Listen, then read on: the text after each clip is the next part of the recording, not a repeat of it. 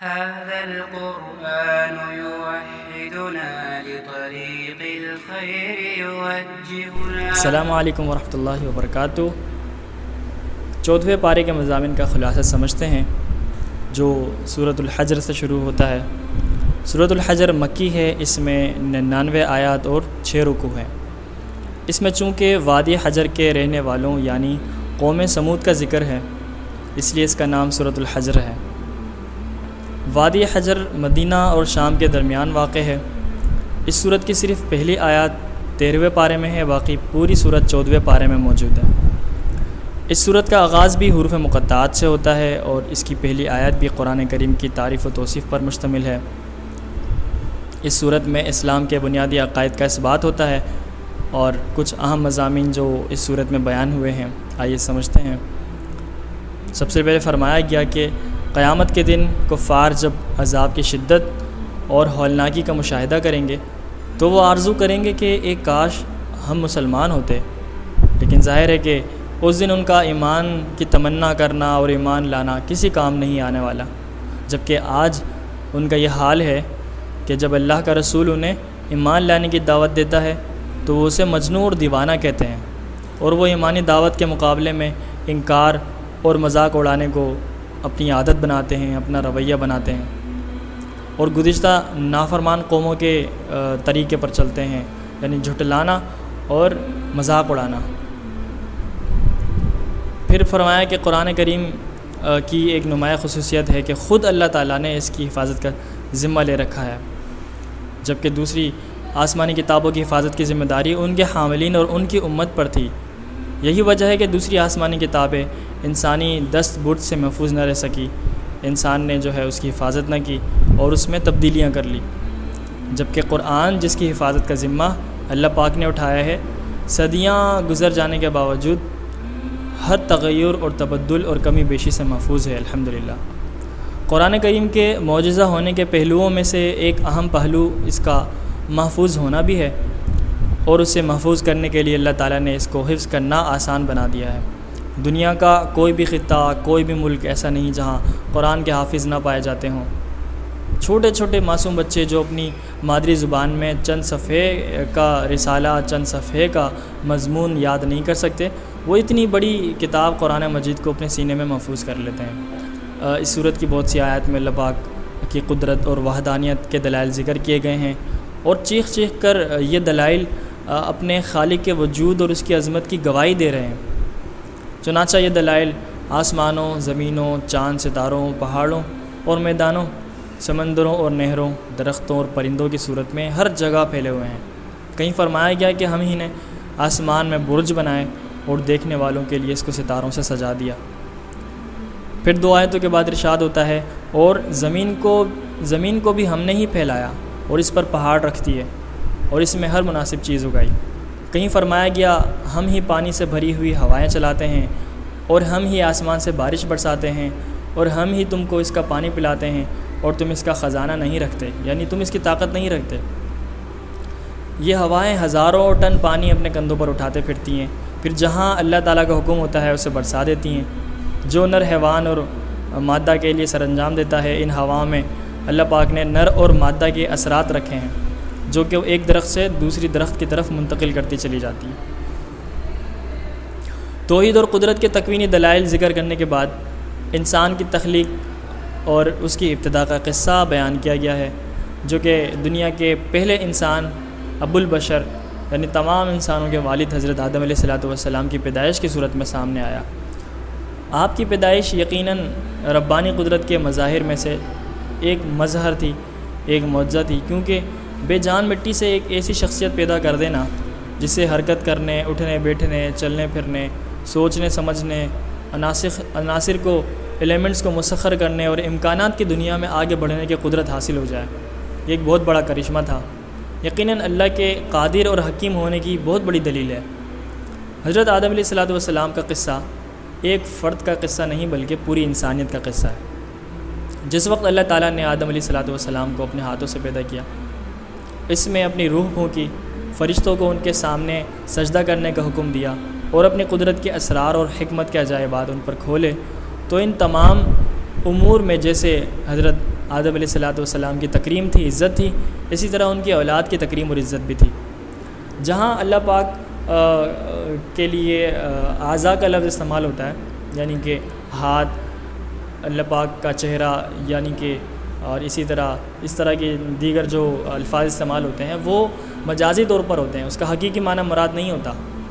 یہ صرف اور صرف اللہ پاک نے جو قرآن میں جگہ جگہ استعمال کیے ہیں یہ الفاظ، وجہ اللہ اور اسی طرح ید اللہ، یہ صرف اور صرف تمثیل کے لیے ہے، ایک مجازی معنی کے لیے، ورنہ اللہ پاک کسی اعضاء کے اور کسی وجود کے محتاج نہیں ہے، کسی ظاہری شخصیت کے، کسی حیت کے محتاج نہیں ہے۔ اللہ پاک ان سب چیزوں سے پاک ہیں۔ تو جب بھی ان الفاظ کو استعمال کیا جاتا ہے تو اس کا مجازی معنی مراد ہوتا ہے، یعنی کہ اللہ تعالیٰ کی شان کے مطابق۔ چنانچہ اللہ پاک نے فرشتوں کو جب سجدہ کرنے کا حکم دیا کہ وہ آدم علیہ السلام کو سجدہ کریں تو ابلیس کے سوا سب نے سجدہ کیا۔ اہل علم کے نزدیک راجح اور صحیح قول یہ ہے کہ ابلیس فرشتہ نہیں بلکہ جن تھا، البتہ فرشتوں کے درمیان رہتا تھا۔ سجدہ کرنے سے انکار کی وجہ سے آسمانوں سے نکال دیا گیا اور وہ ابدی لعنت کا مستحق ٹھہرا، ہمیشہ کے لیے ملعون ہو گیا۔ اس نے حضرت آدم علیہ السلام سے انتقام لینے کے لیے قیامت تک کے لیے زندگی کی مہلت مانگی اور یہ مہلت اسے دے دی گئی۔ یہ مہلت اس نے آدم علیہ السلام کو گمراہ کرنے کے لیے مانگی تھی اور اپنے اس مقصد کا اس نے کسی لگی لپٹی کے بغیر اظہار کر دیا تھا۔ اس نے کہا تھا کہ پروردگار، جیسے تو نے مجھے گمراہ کر دیا ہے، اب میں تیرے بندوں کی گمراہی کا راستہ کروں گا اور سب کو بہکا دوں گا۔ یعنی کہ اس نے اللہ تعالیٰ کو بھی جو ہے نا چیلنج کر دیا، اسے کہہ دیا گیا کہ جو کچھ تم سے ہو سکتا ہے کر لو، جو میرے بندے ہیں، مجھے چاہنے والے ہیں اور مجھ سے محبت کرنے والے ہیں، ان پر تمہارا کوئی داؤ نہیں چلے گا، تمہارا کوئی بس نہیں چلے گا۔ البتہ جو بدبخت ہیں، شقی ہیں اور جن کو مجھ سے محبت نہیں اور جن کی فطرت خبیث ہے، وہ تمہاری اتباع کریں گے اور تمہارے حکم پر چلیں گے۔ اور ان کے لیے میں نے جہنم تیار کر رکھی ہے جس کے 7 دروازے ہیں اور ہر ایک دروازے کے لیے ان میں سے جماعتیں تقسیم کر دی گئی ہیں۔ چونکہ قرآن کا انداز یہ ہے کہ وہ ڈرانے کے ساتھ ساتھ رغبت بھی دلاتا ہے اور دوزخ کے ذکر کے ساتھ ساتھ جنت کا بھی تذکرہ کرتا ہے، اس لیے شیطان کی اتباع کرنے والوں کا تذکرہ کرنے کے بعد ان نیک بختوں اور خوش نصیبوں کا تذکرہ کیا گیا ہے جو امن اور سلامتی کی جگہ یعنی کہ جنت میں ہوں گے۔ وہاں انہیں نہ تھکاوٹ ہوگی، نہ کوئی تکلیف اور پریشانی ہوگی، ان کے سینے ایک دوسرے کے بارے میں صاف ہوں گے، بغض اور حسد اور کینہ سے صاف ہوں گے، پاک ہوں گے اور وہ بہت خوش و خرم زندگی گزار رہے ہوں گے۔ پھر اس کے بعد جنت جیسی امن و سلامتی اور راحت و اطمینان کی جگہ کا ذکر کرنے کے بعد سورہ حجر اپنے بندوں پر اللہ تعالیٰ کے فضل اور احسان اور رحمت کا ذکر کرتی ہے۔ بندہ کتنا ہی گناہ گار کیوں نہ ہو، اسے اللہ تعالیٰ کی رحمت سے مایوس نہیں ہونا چاہیے، کیونکہ اللہ تعالیٰ سارے گناہوں کو معاف کر سکتا ہے اور اس کی رحمت اور اس کے غضب پر غالب ہے۔ ارشاد ہوتا ہے کہ اے پیغمبر، میرے بندوں کو بتا دیجئے کہ میں بڑا بخشنے والا اور بڑا مہربان ہوں اور یہ میرا عذاب دردناک ہے۔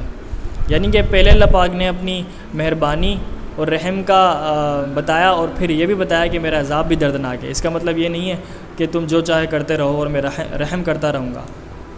اللہ پاک کے جو ہے صبر، اللہ پاک کا صبر، اللہ پاک کا رحم، مہربانی بے شک بہت وسیع ہے، لیکن اس کا یہ مطلب نہیں کہ انسان سرکش ہوتا چلا جائے اور جان بوجھ کر گناہ کرتا رہے اور یہ امید رکھے کہ اللہ پاک مہربان ہے، بخش دے گا۔ تو اللہ پاک کی سنت ہے، ایک اصول ہے، انسان جو ہے جب لمٹ کراس کرتا ہے، حد سے تجاوز کرتا ہے تو پھر اللہ پاک کی پکڑ آ جاتی ہے۔ دراصل یہ آیت خوف اور امید دونوں مقامات کی جامع ہے۔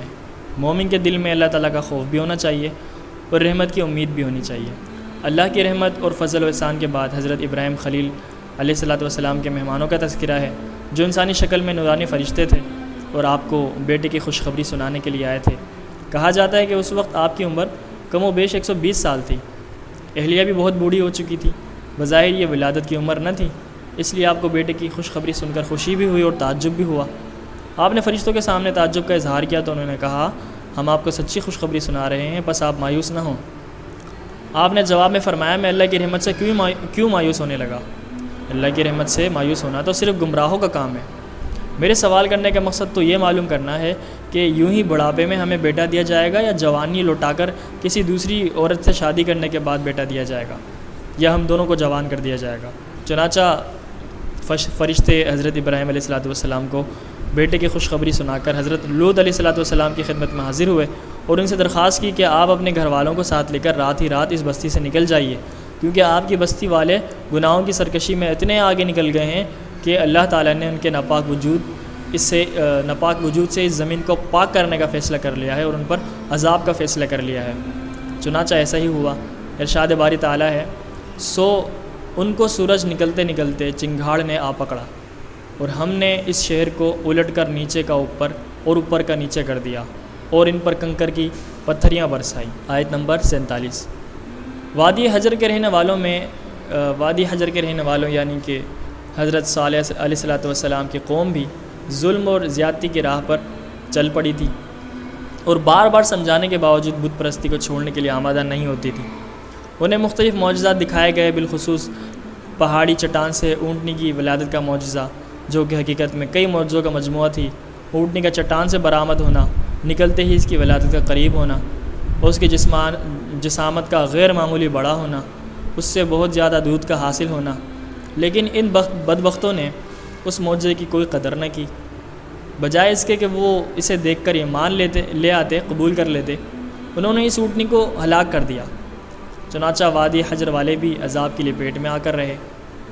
سورہ حجر کے آخر میں نعمت قرآن کا ذکر ہے۔ جسے یہ نعمت حاصل ہو جائے اسے مالداروں کی طرف نظر اٹھا کر بھی نہیں دیکھنا چاہیے، اور حضور صلی اللہ علیہ وسلم کو حکم دیا گیا ہے کہ آپ کی طرف جو حق نازل کیا گیا ہے اسے کھول کر بیان فرما دیجیے۔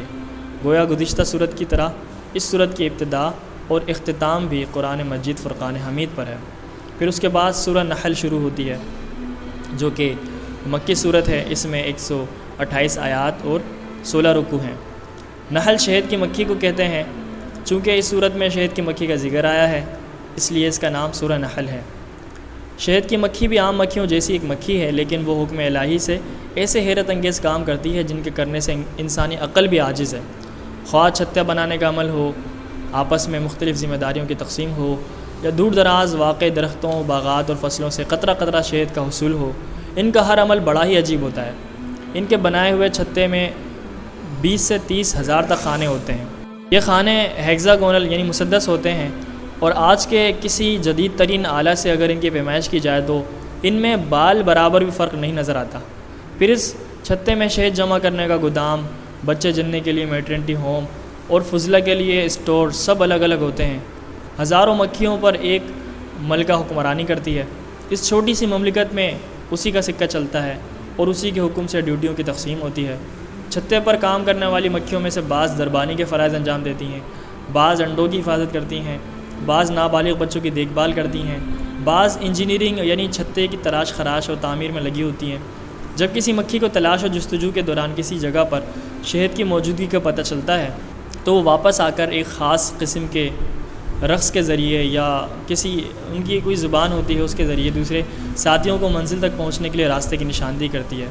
لیکن یہ احتیاط ضروری ہوتی ہے کہ جس پھول کو وہ نچوڑ چکی ہوتی ہے اس پر ایک خاص قسم کی نشانی چھوڑ کر آتی ہے، تاکہ بعد میں آنے والے کارکن وقت ضائع نہ کریں اور اسے یعنی کہ پریشان نہ ہونا پڑے، اس کو نشانی دیکھ کر پتہ چل جائے کہ یہ پھول مخصوص ہیں اور یہ ان کا ذائقہ اچھا ہے اور ان سے شہد حاصل کیا جائے۔ اور اگر کوئی مکھی غلطی سے گندگی پر بیٹھ جائے یا کوئی زہریلا مواد لے آئے تو چیکنگ پر مامور عملہ اسے باہر روک لیتا ہے اور اسے جرم کی سزا کے طور پر عارضی طور پر یا ہمیشہ کے لیے قبیلے سے نکال دیا جاتا ہے۔